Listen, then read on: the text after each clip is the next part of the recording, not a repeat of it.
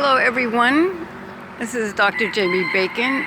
I'm at the railway trail right off Palmetto Road. I hope you can hear me all right because I can tell that there are lots of cars passing by.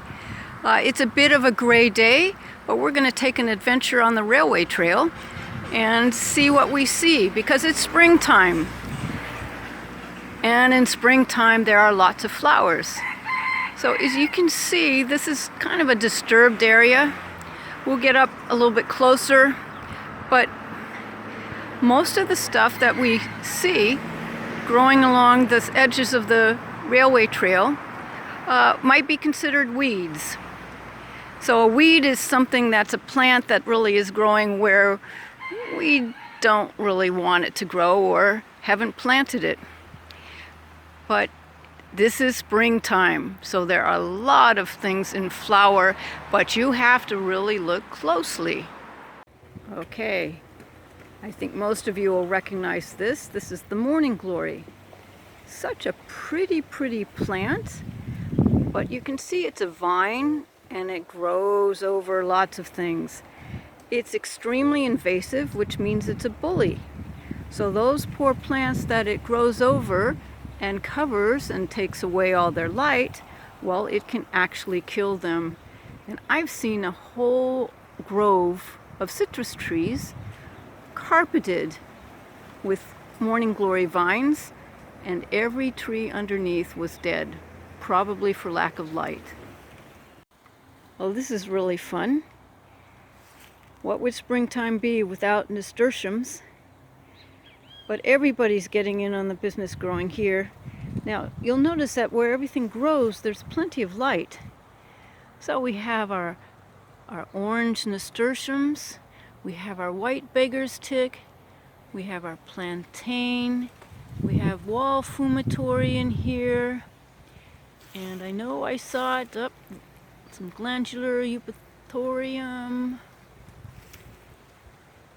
And everybody is just all in bloom, advertising, we're here, come pollinate us. And over here, these look like miniature daisies. But they're not daisies. This is white beggar's tick. We'll learn more about this too. The flowers look very harmless. But the fruit, and it's just starting to fruit right in the middle there. Those are those nasty little things that get stuck to your socks.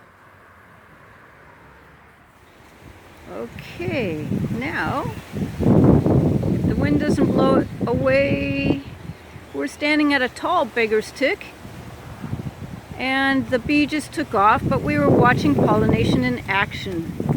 We'll come down a little bit out of the wind, and these gorgeous white clusters of flowers, hopefully I can get them a little more in focus. Right. This is a strange name. This is called glandular eupatorium. So it looks really nice, but boy, you don't want your horse to eat it, because it would make them very sick. So it's actually poisonous to horses, but strangely enough, sheep can eat them just fine. More treasure, rouge plant. So you can see the flowers are really quite tiny, but the berries are nice and big and bright red. Bright red berries means birds come eat me. I had these fed to chickens, and they thought they were like candy. Now I wanted to show you this. This is a pink sorrel that grows all over the place where it shouldn't in my yard. But it looks very similar to this white one. But the white one, unfortunately, it's blowing in the wind. Let me see if I can hold it. Hold on. Very similar in shape, but a totally different plant. Interesting. And then it's just full of flowers around here. From dandelions and false freesias to plantains, sorrels, and things I don't know what they are, which there's a lot of things I don't know what they are, but they're sure pretty. Ah, we found another treasure. This is called false freesia. Some people call it Star of the Veldt, but if you Google Star of the Veldt, it looks very different. But we see this all over the place. Even in Oscar the alligator's enclosure, we have this. And then right next to it is another gorgeous yellow dandelion. Now up here we have asparagus fern. Very invasive. So it's not in flower yet, but it won't be long. Yet another treasure found. This one is quite tall, actually, with bright white flowers. Each flower seems to have just 4 petals, though, where most of them tend to have 5.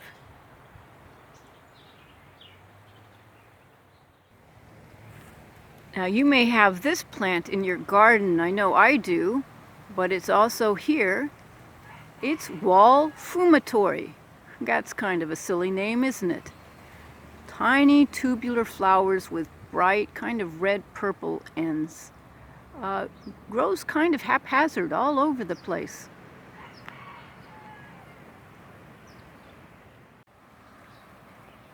All right. Look what else we found. Another little treasure. Tiny yellow flower. So if you see flowers that have white or colorful petals, that means that they're designed for some insect to come pollinate them so that they can make seeds and make new plants. All right, I'm not sure what this is. This is on a tree, but it's a gorgeous cluster of flowers. And I wouldn't be surprised if they were scented too, to help attract a pollinator. Oh my goodness, I almost missed this. I hope you can see a tiny, tiny white flower. So most of these flowers are growing close to the ground, and right near it is something really special. Look at that beautiful blue flower. So I'm not sure what these are. They don't have to be big to be able to attract an insect. But there's all sorts of these little white flowers here. Well, there's there, but I'm not sure if this is even a different one. Little cup-like ones.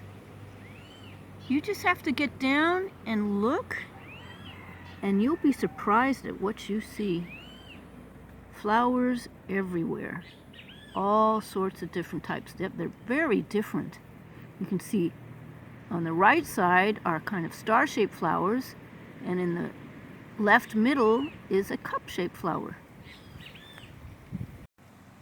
Well, I found the darker blue flowers. Maybe it's a totally different species, but plentiful here.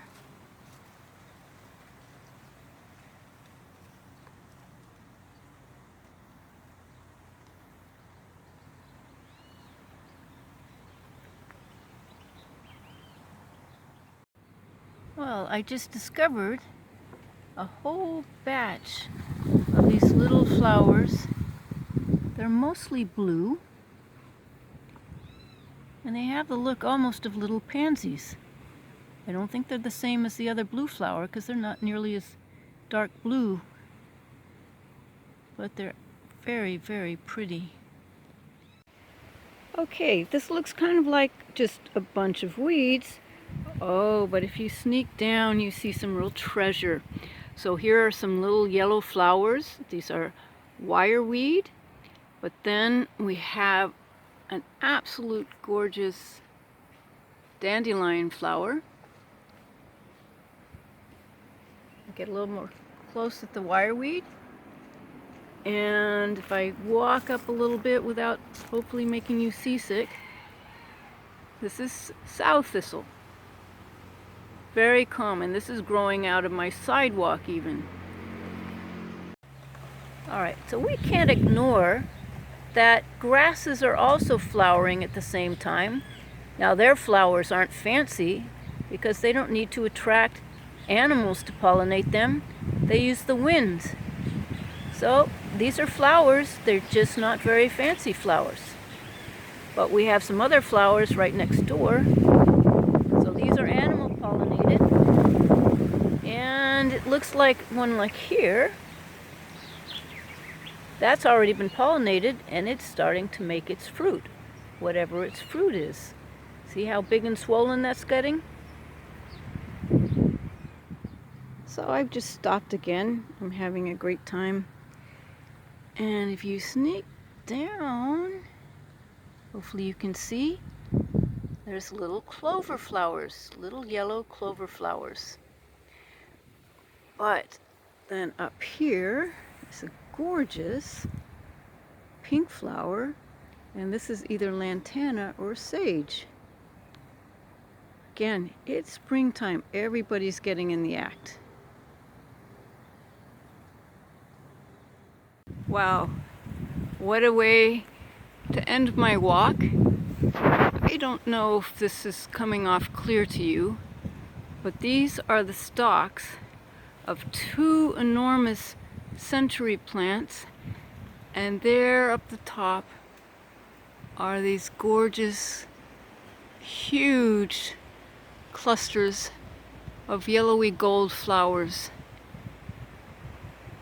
And from what I understand, these plants only produce flowers once in their lifetime. What an effort, what a tremendous, tremendous size to produce.